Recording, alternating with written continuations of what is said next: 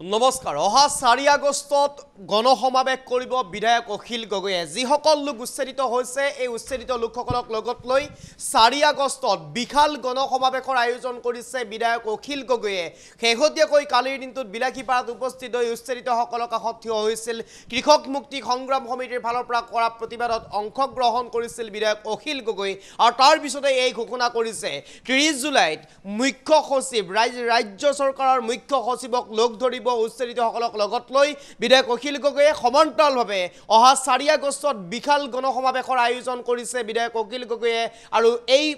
বিশাল গণসমাবেশত অংশগ্ৰহণ কৰিব বিধায়ক অখিল গগৈ সমান্তৰালভাৱে উচ্ছেদিতসকলক লগত লৈ জিলা আয়ুক্তক প্ৰশ্ন কৰিব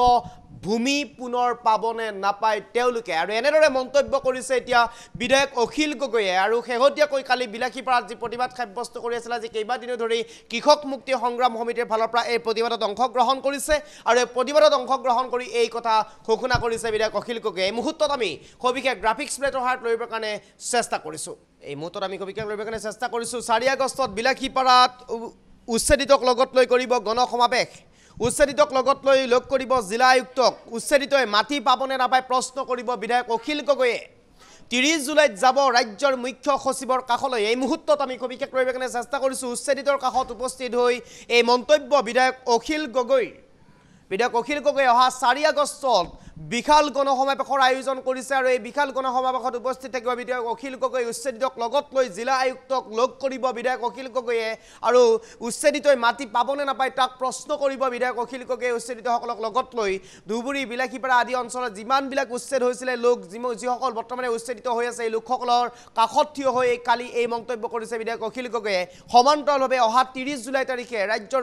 মুখ্য সচিব আছে মুখ্য সচিবৰ কাষলৈ যোৱাৰ কথা ইতিমধ্যে উল্লেখ কৰিছে বিধায়ক অখিল গগৈয়ে আৰু মুখ্য সচিবৰ ওচৰত গৈ এই প্ৰশ্ন কৰিব যে যিসকল লোক উচ্ছেদ হৈছে বা যিসকল লোকক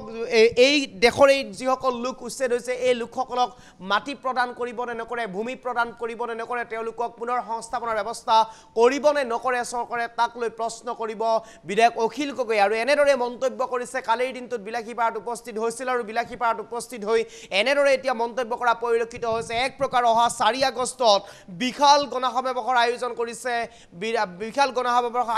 আৰু এই গণসমাবেশত বিধায়ক অখিল গগৈ উপস্থিত থকাৰ কথা ইতিমধ্যে উল্লেখ কৰিছে আৰু এই মুহূৰ্তত বিধায়ক অখিল গগৈৰ সেই বিশেষ মন্তব্যটো আছে আমি পুনৰবাৰ সেই বিশেষ মন্তব্যটো শুনাবৰ কাৰণে চেষ্টা কৰিছোঁ আহ্বান জনাইছোঁ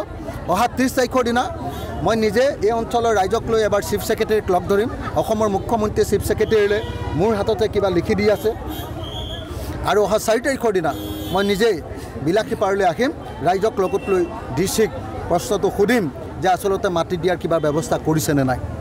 অহা 4 তাৰিখে এখন গণসমাবেশ হ'ব আৰু তাত মই নিজে অংশগ্ৰহণ কৰিম আৰু আজি যিবিলাক আন্দোলনৰ কাৰ্যসূচী গ্ৰহণ কৰি আছে এই আন্দোলন মই বন্ধ কৰিবৰ কাৰণে আন্দোলনকাৰীসকলক বিশেষকৈ আমাৰ কৃষক মুক্তিয়ে এই গোটেই আন্দোলনটোৰ নেতৃত্ব লৈ আছে কৃষক মুক্তি সংগ্ৰাম সমিতিক মই অনুৰোধ জনাইছোঁ তেওঁলোকে মোৰ অনুৰোধ ৰক্ষা কৰিম বুলি কৈছে আজিৰ পৰা এই কাৰ্যসূচী বন্ধ হ'ব এই আন্দোলন বন্ধ হ'ব অহা 30 জুলাই তাৰিখৰ দিনা আমি চিফ ছেক্ৰেটাৰীক লগ ধৰিম আৰু 4 আগষ্ট তাৰিখৰ দিনা আমি এক বিশাল গণসমাবেশৰ কাৰ্যসূচী লৈ ডিচিক আমি সুধিম যে আমাক কেতিয়া মাটি দিয়া হ'ব মই এইখিনি কথাই ক'লোঁ ধন্যবাদ